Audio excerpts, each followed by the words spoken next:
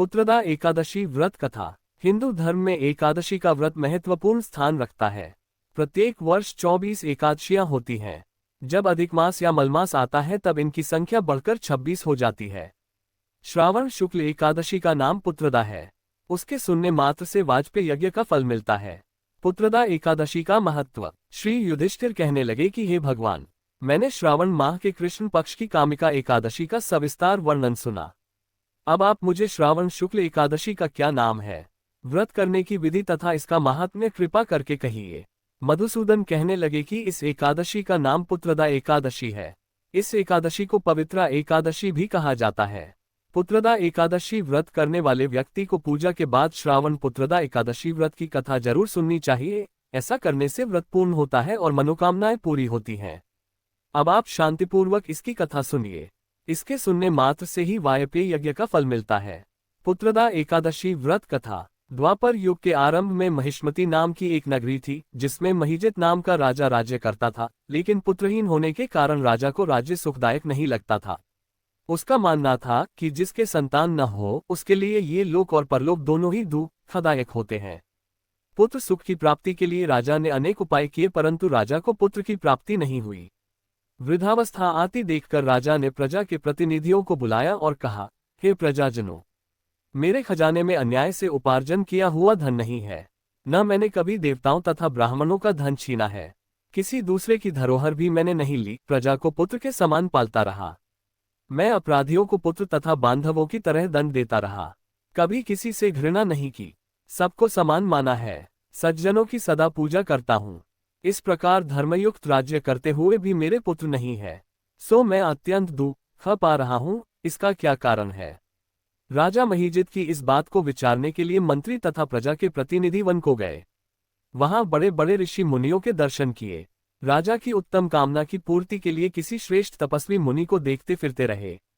एक आश्रम में उन्होंने एक अत्यंत वयोवृद्ध धर्म के ज्ञाता, बड़े तपस्वी, परमात्मा में मन लगाए हुए निराहा, जितेंद्रिय, जितात्मा, जितक्रोध, सनातन धर्म के गूढ़ तत्वों को जानने वाले, समस्त शास्त्रों के ज्ञाता महात्मा लोमश मुनि को देखा, जिनका कल्प के व्यतीत होने पर एक रोम गिरता था।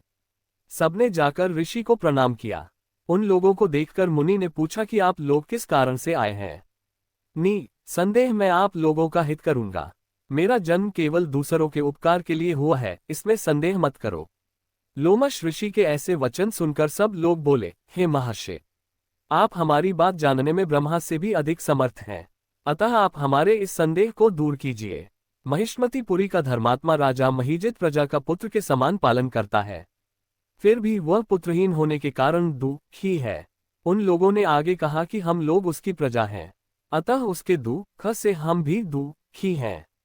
आपके दर्शन से हमें पूर्ण विश्वास है कि हमारा ये संकट अवश्य दूर हो जाएगा, क्योंकि महान पुरुषों के दर्शन मात्र से अनेक कष्ट दूर हो जाते हैं। अब आप कृपा करके राजा के पुत्र होने का उपाय बतलाएं। ये वार्ता सुनकर ऋषि ने थोड़ी देर के लिए नेत्र बंद किए और राजा के पूर्व जन्म का वृतांत जानकर कहने लगे कि यह राजा पूर्व जन्म में एक निर्धन वैश्य था। निर्धन होने के कारण इसने कई बुरे कर्म किए। यह एक गांव से दूसरे गांव व्यापार करने जाया करता था। एक समय ज्येष्ठ मास के शुक्ल पक्ष की द्वादशी के दिन मध्याह्न के समय जबकि वह 2 दिन से भूखा प्यासा था, एक जलाशय पर जल पीने गया। उसी स्थान पर एक तत्काल की ब्याही हुई प्यासी गौ जल पी रही थी। राजा ने उस प्यासी गाय को जल पीते हुए हटा दिया और स्वयं जल पीने लगा, इसलिए राजा को ये दुख सहना पड़ा।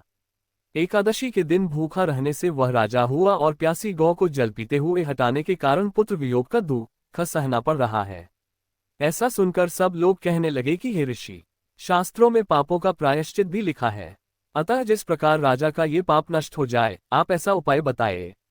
लोमश मुनि कहने लगे कि श्रावण शुक्ल पक्ष की एकादशी को, जिसे पुत्रदा एकादशी भी कहते हैं, तुम सब लोग व्रत करो और रात्रि को जागरण करो, तो इससे राजा का ये पूर्व जन्म का पाप अवश्य नष्ट हो जाएगा। साथ ही राजा को पुत्र की अवश्य प्राप्ति होगी। लोमश ऋषि के ऐसे वचन सुनकर मंत्रियों सहित सारी प्रजा नगर को वापस लौट आई और जब श्रावण शुक्ल एकादशी आई तो ऋषि की आज्ञानुसार सबने पुत्रदा एकादशी का व्रत और जागरण किया। इसके पश्चात द्वादशी के दिन इसके पुण्य का फल राजा को दिया गया।